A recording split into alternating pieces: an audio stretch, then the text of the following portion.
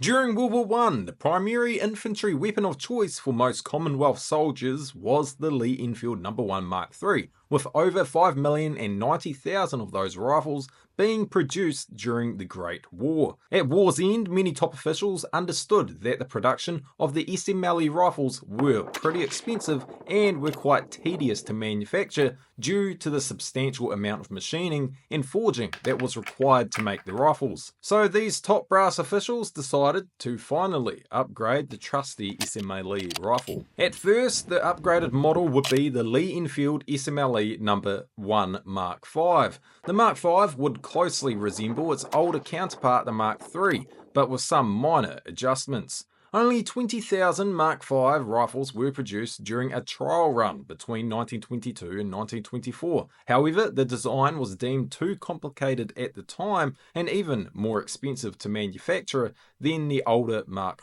III.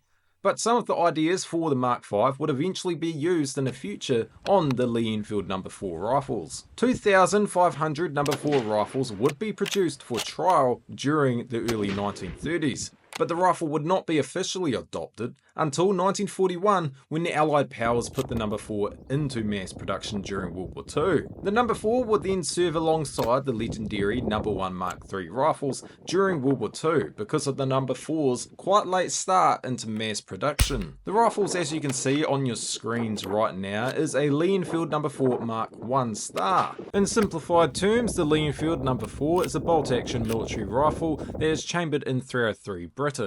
Stamped on the left side of the receiver on the rifle in bold letters is US property. This is because the rifle was produced in 1941 by Savage Arms in the USA under the Lend-Lease program during World War II. The No.4 rifle is 25.2 inches in length and it weighs 4.11 kgs. It takes a 10-round detachable magazine, though the rifle was usually loaded either by loading rounds singularly or in 5-round stripper clips. On the No.4, you have a rear aperture sight that is sighted out for 300 and 600 yards, as well as typically having a flip-up ladder aperture sight that could be adjusted from 200 to 1,100 yards. But as you can see on my rifle, it is missing that said ladder sight. The No.4 does have a heavier barrel than the previous No.1 rifles. This in turn does mean that the rifle does weigh more than the No.1 rifles, with the No.1 Mark III rifles coming in at 3.96 kg, while the No.4 weighs 4.11. If you compare the No.4 to the older No.1 rifles, you may notice from a glance that there are a few features of the older rifle that have changed notably. Notably like the sight, charging bridge, grooves machined into the top wood, butt plate, the bolt, and most notably, the removal of the nose cap. This does mean, however, that soldiers can no longer use the iconic sword bayonet.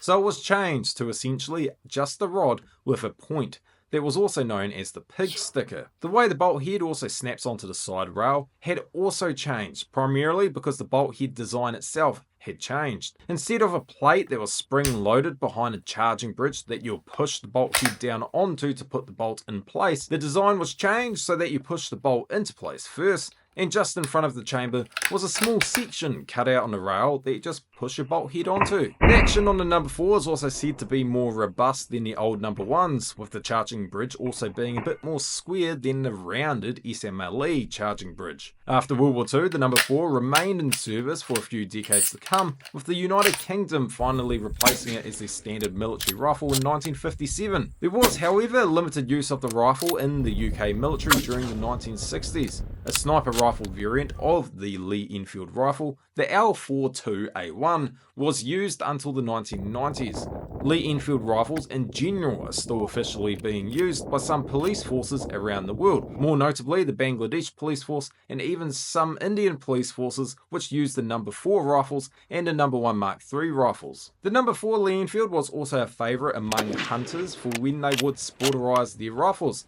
So that is the basics of the Lee Enfield No.4 rifle. If I left out something interesting about the No.4 rifle in this video, please do comment that fact down below for all to read and learn. Thank you all for watching. Please do subscribe, like this video and comment something. Also go follow my Instagram where you see some stuff I get into. The link for that is in the description below. And I will see you all next time. Goodbye.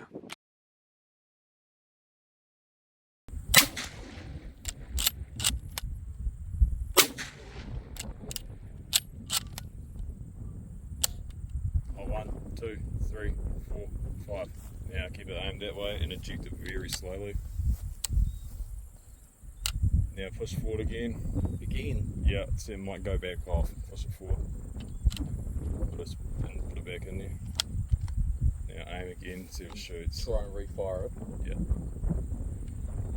Look at the delay on that one. It's like a musket. That's good.